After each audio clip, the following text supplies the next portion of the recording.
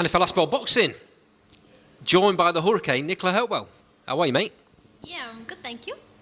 First and foremost, frustrating time right at the minute, but how have you been?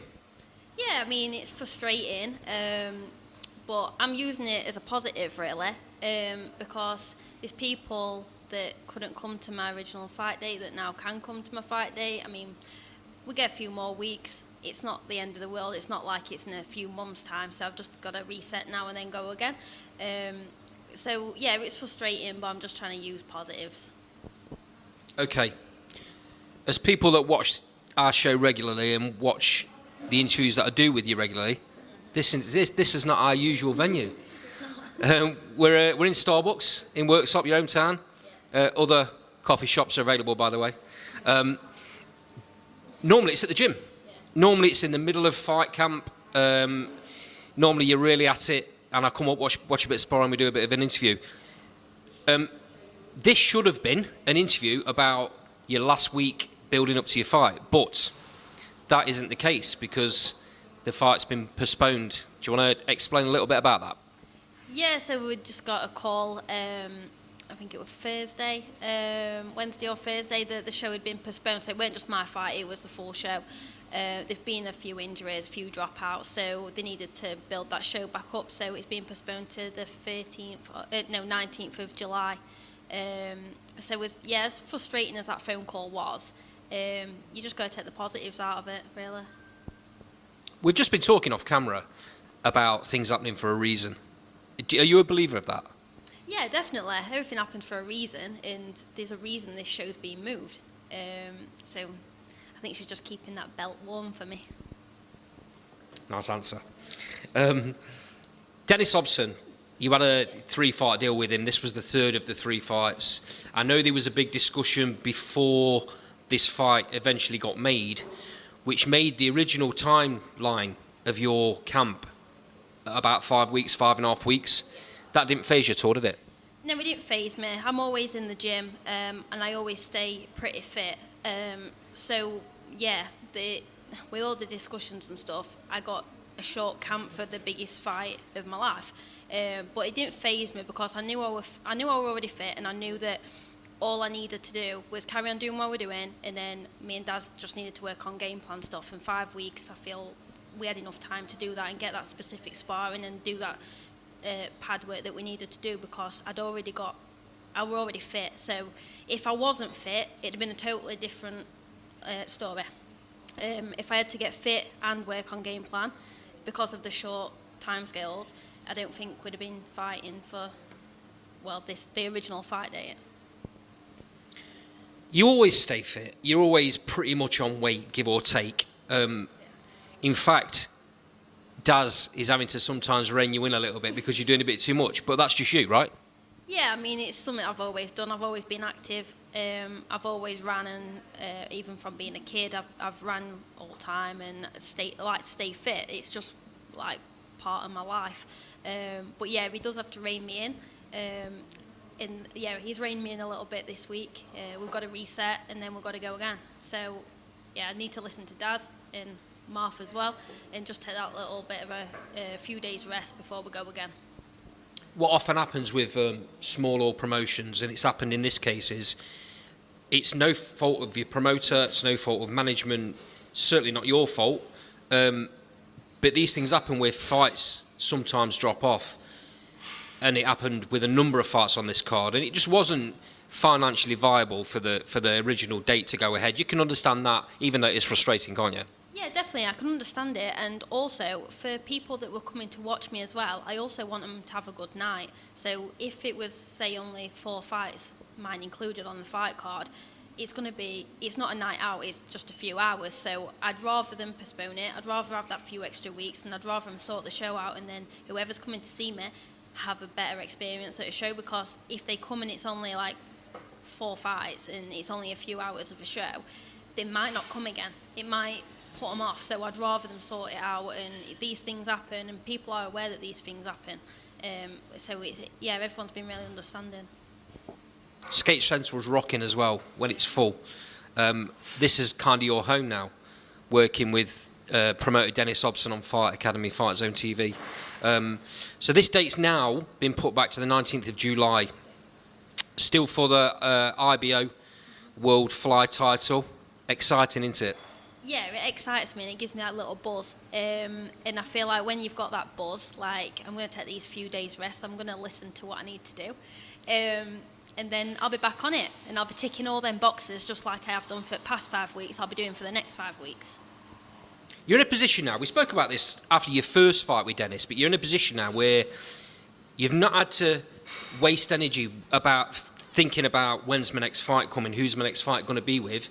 Even though there was a little bit of talk before this fight, before it got arranged, you knew that you were going to get the fight. You knew you were going to a fight anyway, whether it was for this IBF or IBO, or not. You knew there was going to be a fight made. Yeah. Does that take a bit of pressure off? Yeah, it takes a lot of pressure off, and I think during this fight camp, you've mentioned it. You've been relaxed. You've been on weight, and you don't seem stressed or anything like that. And I think a big factor of that is I know where I'm fighting. I know when I'm fighting. I'm not stressing about anything like that. Which there's some points like I do stress about that. Like in my last fight, like who am I fighting? Like it's like you're going around in circles all the time, and the more you're going around in circles, the more stressful it is, even though you try and not make it stressful. But this time I've been so relaxed in camp, I've just focused on what I need to do in the gym with Daz and in the gym with Martha. I've not needed to stress about anything, and it makes camp go so much smoother. Like, I'm just chilled, really. So, I was looking back at your record, just, out of interest. Yeah. You've been with the British board now almost bang on 3 years. I think you made your debut August 3 years ago. I think I did, yeah. And can you think of, if you was to look back on it, if you was to go back to speak to yourself when you turned over from being amateur, what advice would you give yourself? Probably go with British Boxing Board from the beginning. That would be the main thing. But then again, I'll take it as a positive. I got the experience in those few fights that I did have, like no head guard. I got rounds in because I did like an 8-round fight. Then when I went to British Boxing Board, I started on 6 rounds. So I don't feel like I missed out in one way. In another way, I think if I'd gone straight there, that's when female boxing was really booming, and you might have got onto bigger platforms quicker. That's the only thing. But apart from that, I think I'd just do it all again. Before you turned over with the British Boxing Board, we first interviewed you. I've got a little bit of something to show you. Okay. Early if I made the time because of what I was doing. So they weren't supportive with that. But yeah, I sparred quite a few times on a first camp. And then for a second camp, they invited me back. So this is our first interview with you almost 4 years ago.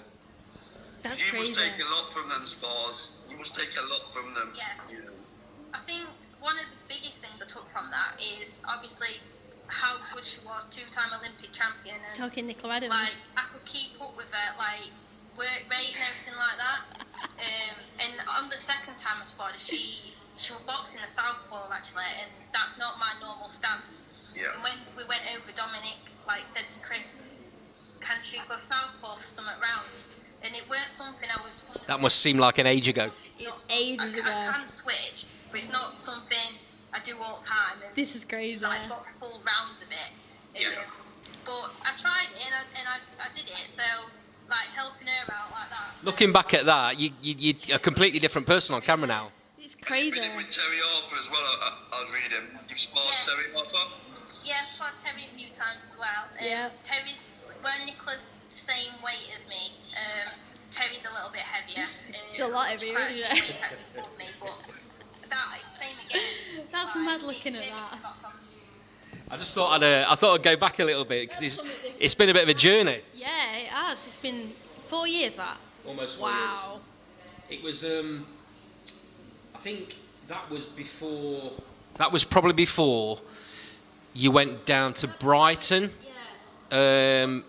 Some European title, You didn't did. I? Because I boxed on my birthday. Yeah. Yeah.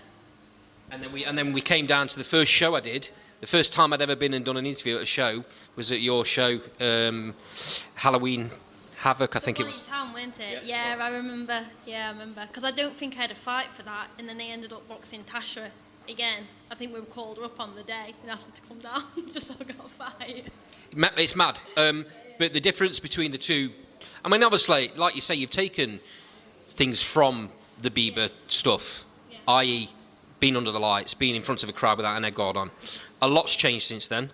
It's I might get shot for saying this. It's a lot more professional under the British Boxing Board, and you've got the best coach in the world, in my opinion.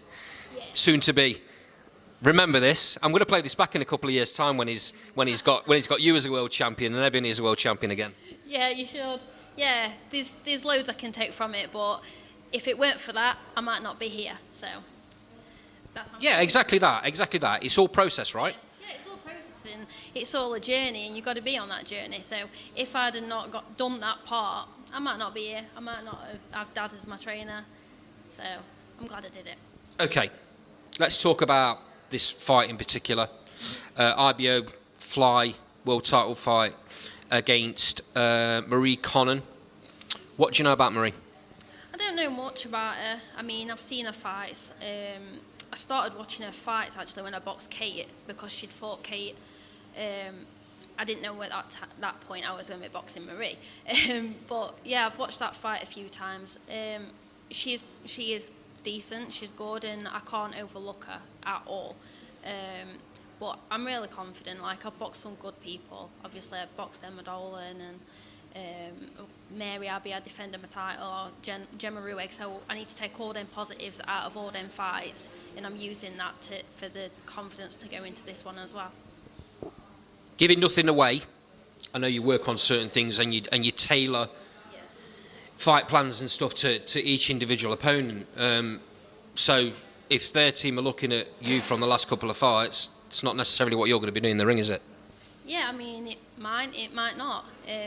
So we'll have to see what fight they're looking at. Okay, so like you've just said, a little bit frustrating that it's been postponed, but there was a number of people that would normally come and see that couldn't make that first date, right?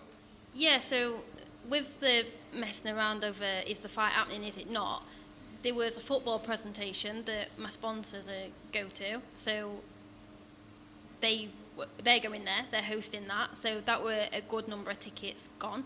And then there was also a festival in town where a number of my friends are going. Asked us if we wanted to go, but they bought the tickets not knowing our boxing, and then I suddenly find out I'm boxing 5 weeks before. So then they've already got the tickets, and I'm not going to expect them to throw the £35 ticket away to this festival to come watch me box and another £50. It's going to be an expensive night. So now they can do both, so positives again.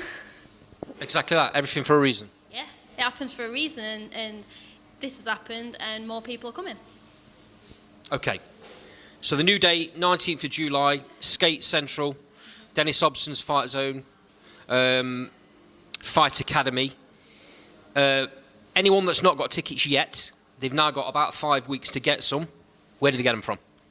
So just contact me on Facebook, Twitter, Instagram, or on the channel, and you can pass it on. It's 5 weeks now, so if anyone wants one, just let me know. If you need to pay so much per week, it's £50 a ticket. We can sort that out as well. I help people, and we set that sort of stuff up. So yeah, just let one of us know, and we can sort them out. Great stuff. So, again, let's go back to the beginning. First professional female fighter to come out of Worksop. First fighter, male or female, to win a Commonwealth title from Worksop. Make you proud? Yeah, it does make me proud as well. And I've got a lot of my sponsors, they're actually with me from when I started Bieber. So for them to see that as well, and for them to now realise, I'm actually in the British Boxing Board now, and to get them titles and to take them to the businesses, and it does make me proud, yeah. And I can't wait to bring a new title back. I was just about to say, what's it going to mean to you to become a world champion and bring that back to Worksop as well? It'll mean a lot to me. I mean, it'll mean a lot for me. It'll mean a lot for Daz. because obviously he puts all that work in. So it's not just me; it means a lot too. It means a lot for Daz. Like Worksop itself as well. Like it's a big thing for the town, and I just hope people get behind me and support me for this fight, and we'll get it back. Okay, moving away from the fight for a second.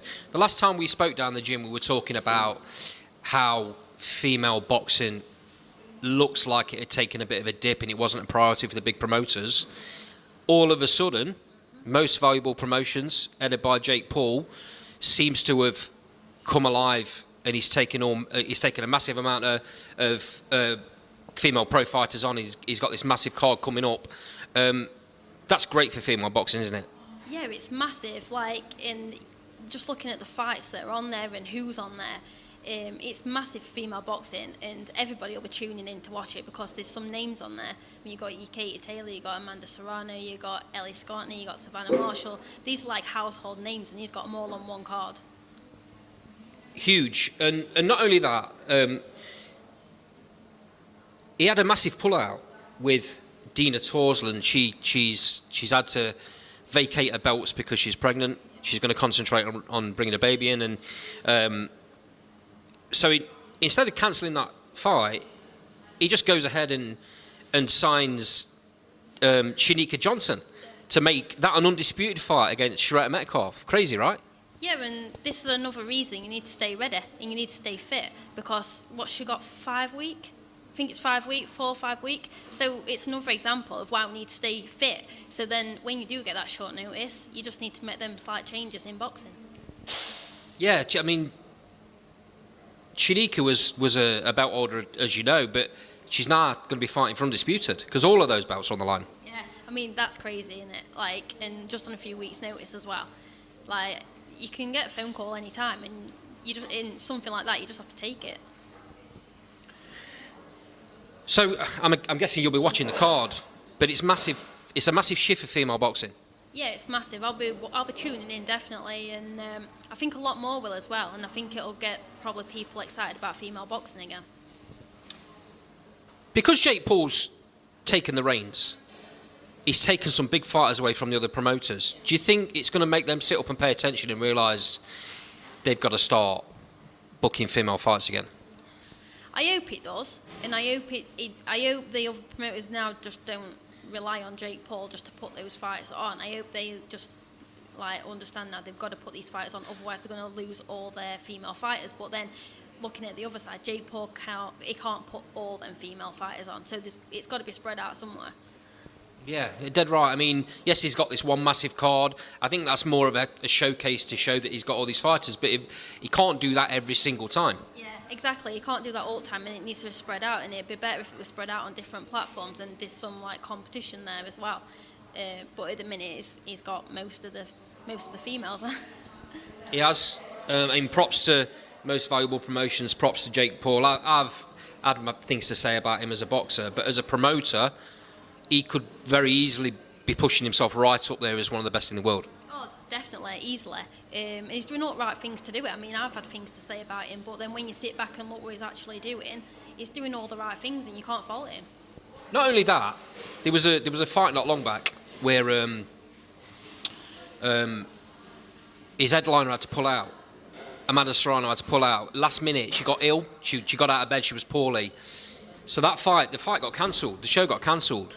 But he paid the opponent full pay. That don't happen on other promotions. Nah, that doesn't happen. And it weren't no one's fault if you wake up morning and fight poorly. It's no one's fault, is it? So for him to do that, I can't see anybody else doing that, because everybody else is all about how much money you can get out of boxing, and he's in a position where he can afford to pay the opponent for that fight dropping, which is it's amazing, really. Okay, last thing before I let you go. You've got your coffee to drink. It's going cold, by the way. Just tell me a little bit about your sponsors. We often talk about this, but it's really, really important. The people that you've got that have backed you from day one, your new sponsors that you've got going now. Let's try and get this on camera if we can. Talk us through your sponsors. Okay, so we've got In Sam's Name. So they're a charity. So that's the festival that was happening in town on the same day as my original fight date. That's where a lot of them were going. We've got BRS Electrical. They've been with me from the beginning. We've got Ebony, we've got Murphy's logo, got Lloyd's Business Solutions, got Anytime Fitness. So I partly work there now as well. And then they've sponsored me from the beginning as well. And then we've got all them on my back. So I'll just do a quick turn.